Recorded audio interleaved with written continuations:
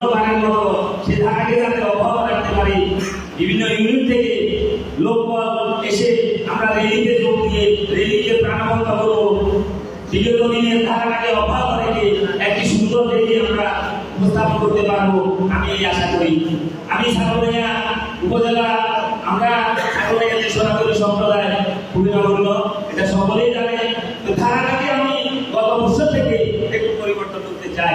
আমরা দেখেছি অন্য সময় উপজেলা ছাগলদিয়া আমরা নিষ্ক্রিয় না, হয়তো মারা লোকজন নিয়ে আসতে আমরা পারি নাই।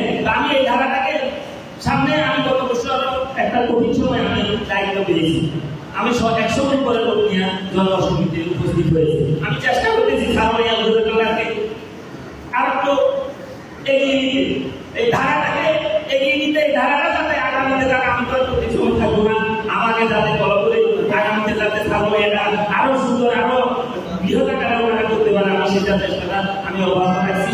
আমি গত বছর 100 প্রায় 20 মিনিট নিয়ে ধারাতে এসেছি।